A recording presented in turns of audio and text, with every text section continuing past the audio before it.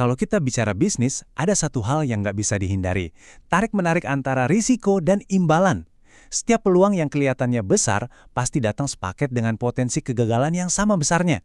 Nah, makanya memahami cara mengelola risiko itu bukan cuma soal gimana caranya bertahan hidup, tapi gimana caranya buat menang. Coba deh kita bayangkan dua pola pikir yang beda banget ini.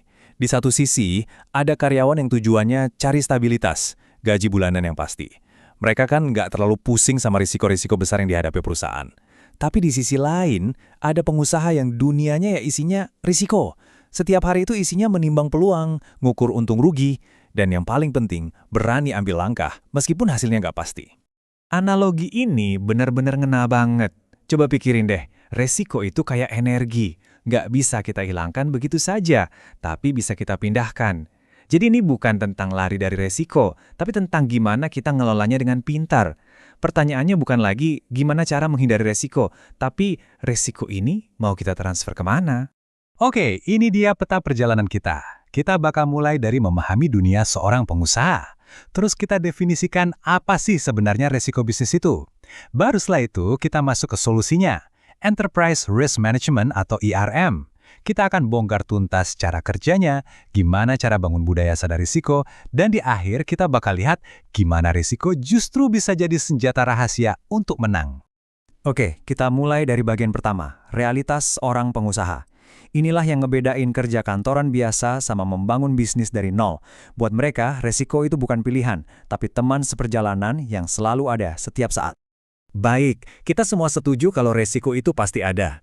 Tapi, apa sih sebenarnya yang kita maksud dengan risiko bisnis?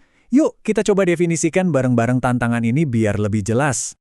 Sebetulnya intinya sederhana banget. Risiko itu adalah anak kandung dari ketidakpastian. Setiap kali kita bertanya-tanya, harga bakal naik nggak ya? Pelanggan bakal suka nggak ya sama produk baru kita? Nah, disitulah risiko lahir. Risiko itu adalah celah antara apa yang kita harapkan dengan apa yang jadi kenyataan. Eits, tunggu dulu. Nggak semua risiko itu sama loh. Ada dua jenis utama. Yang pertama, risiko spekulatif. Ini kayak kita beli saham. Ada peluang untung gede, tapi ada juga risiko rugi. Nah, yang kedua, itu risiko murni. Contohnya kayak kebakaran atau pencurian. Di sini nggak ada potensi keuntungan sama sekali. Pilihannya cuma rugi atau impas. Dunia bisnis itu kalau boleh diibaratkan kayak medan perang dengan ancaman dari segala penjuru. Sistem teknologi bisa aja lumpuh, selera pasar bisa berubah dalam sekejap, satu karyawan yang salah rekrut bisa merusak reputasi, dan tentu saja arus kas yang nggak menentu. Semua ini saling terkait dan bisa jadi masalah besar. Nah, dengan begitu banyaknya resiko yang mengintai dari segala arah, kita jelas butuh sebuah strategi yang terpadu. Dan disinilah pahlawan kita muncul, Enterprise Risk Management, atau kita singkat saja ERM.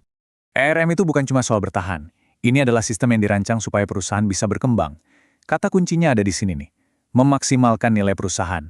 Jadi ini bukan tentang menghindari semua risiko, tapi tentang berani mengambil risiko yang tepat untuk bisa menang. Jadi gimana sih cara kerjanya di dunia nyata? Yuk kita bedah kerangka kerjanya. Anggap aja ini semacam buku panduan strategis kita untuk menghadapi ketidakpastian. Nah, ini dia kerangka kerja yang sering jadi acuan. Namanya KOSO. Kelihatannya rumit ya? Jujur, memang. Tapi itu karena bisnis itu sendiri juga rumit. Kerangka ini dirancang untuk memastikan nggak ada satupun sudut perusahaan yang luput dari perhatian, mulai dari strategi besarnya sampai ke operasional harian. Tapi jangan pusing dulu, kita bisa sederhanakan kok. Intinya cuma ada dua hal, infrastruktur dan proses. Infrastruktur yang lunak itu soal budaya, gimana cara orang di perusahaan berpikir tentang risiko. Terus infrastruktur keras itu soal sistem dan teknologinya. Keduanya harus kuat dan dijalankan dengan proses yang jelas. Prosesnya sendiri cuma ada 3 langkah utama. Pertama, perencanaan. Tentukan dulu tujuan dan aturan mainnya. Kedua, pelaksanaan. Mulai identifikasi, ukur, dan taklukkan resikonya. Ketiga, pengendalian. Evaluasi hasilnya, laporkan, dan terus perbaiki sistemnya. Ini adalah siklus yang berputar terus-menerus. Nah, ini dia bagian terpentingnya. Kerangka kerja secanggih apapun, sistem sebagus apapun, bakal percuma tanpa budaya yang tepat. Inilah jantung dari ERM, dan jujur, ini bagian yang paling sulit, tapi sekaligus yang paling menentukan.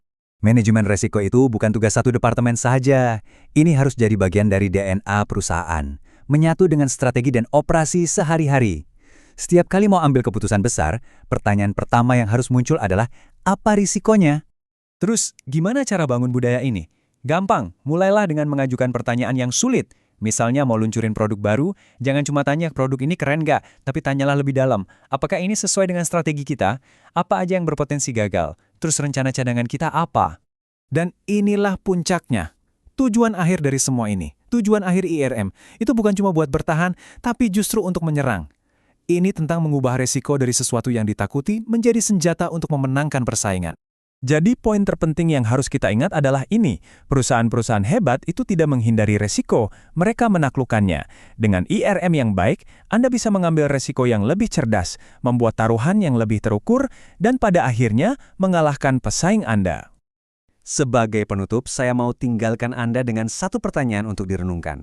Coba pikirkan bisnis Anda, karir Anda, atau proyek yang sedang Anda kerjakan saat ini. Apa resiko terbesar yang selama ini mungkin bersembunyi di depan mata, yang belum pernah Anda hadapi secara langsung?